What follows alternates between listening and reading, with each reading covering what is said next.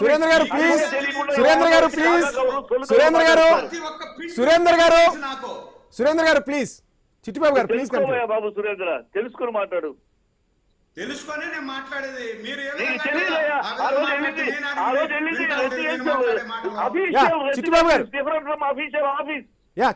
చిట్టిబాబు గారు ఒక్క నిమిషం.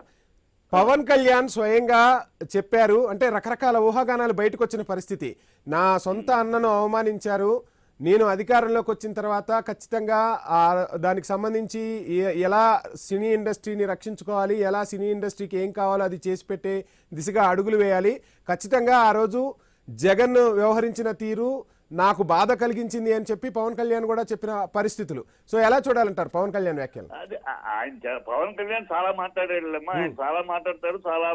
ఆయన మాట్లాడింది ఈ నెలకడ కానీ ఆయన మాటలు కాదు. ఆ రోజు ఆ చిరంజీవి గారే అప్పుడే అన్నారు, నన్ను ఇంటికి పిలిచారు, బయటకు వచ్చి రిసీవ్ చేసుకున్నారు. సురేంద్ర గారు ప్లీజ్, సురేంద్ర గారు ప్లీజ్, సురేంద్ర గారు ప్లీజ్, సురేంద్ర గారు ప్లీజ్, గేట్ మ్యాన్ ఉద్యోగం చేసుకోండి, మీకెందుకు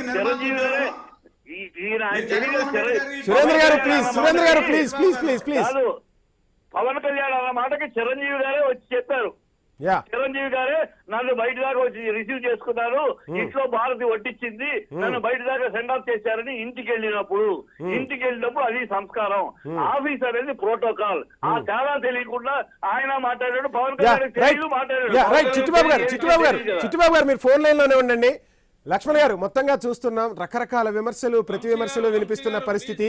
సినీ ఇండస్ట్రీ అంతా కూడా ఒక్కటే ముందుకు సాగాలి ఖచ్చితంగా. అంటే అది హైదరాబాద్ లో ఉన్నా, లేదంటే అమరావతిలో ఉన్నా, లేదు వైజాగ్ లో ఉన్నా, రెండు తెలుగు రాష్ట్రాల్లో సినీ ఇండస్ట్రీలో సినీ హీరోలు చేసే ప్రతి కదలికను కూడా ప్రజలు గమనిస్తూ ఉంటారు. సో వారి నటనే కాదు, బయట వాళ్ళు ఎలా బిహేవ్ చేస్తున్నారు. మీరు చెప్పారు ఇంతకుముందు ఎన్టీఆర్తో నేను 4 జిల్లాలు తిరిగినప్పుడు ఎన్టీఆర్ని ఎలా రిసీవ్ చేసుకున్నారు, ఎన్టీఆర్ ఏ విధంగా ఉంటారు అని చెప్పి. సో ఈ జరుగుతున్న వివాదాలన్నీ కూడా ప్రజల్లో సరికొత్త చర్చకు దారితీస్తున్న పరిస్థితి. సో ఎలా చూడాలంటారు? అంటే ఒక వివాదం మొదలైనప్పుడు ఆ వివాదానికి పులి స్టాప్ పడకుండా మరో వివాదానికి దారితీస్తున్న పరిస్థితులు, ఎక్కడ ఎవరు సమన్వయం కోల్పోతున్నారు, ఏం చేయాలి, ఏం చెప్తారు? ఇస్తాను నందారెడ్డి గారు ప్లీజ్.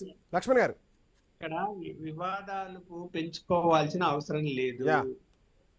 ఇప్పుడు బాలకృష్ణ గారి యొక్క మాట తీరు కూడా అందరికి తెలుసు. ఇందాక మన మిత్రుడు చెప్పినట్టు తను ఉన్న మాట బయటికి అనేస్తాడు. అది అవతల వాళ్ళు ఏమన్నా అనుకుంటారా అనుకునేది కూడా ఉండదు. మనము ఆయన్ను ఒక్కొక్కరి మాట తీరు ఒక్కో విధంగా ఉంటది. ఆ మాట తీరులో ఏమైనా వ్యంగ్యం వేరు, లేకపోతే కక్షగా మాట్లాడడం వేరు. వ్యంగ్యంగా మాట్లాడాడు కంటే అది స్పోర్టివ్ గానే తీసుకోవాలి.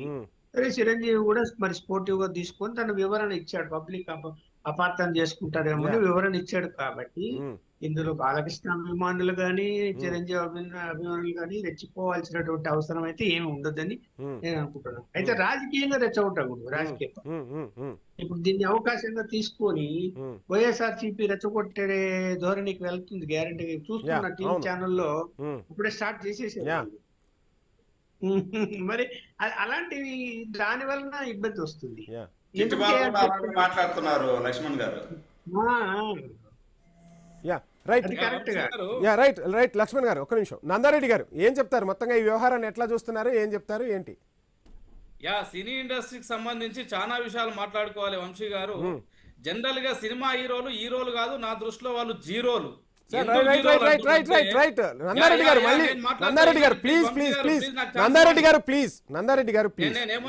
గారు ఐ న్యూస్ వేదికగా మీకు ఒకటే విజ్ఞప్తి చేస్తున్నాం.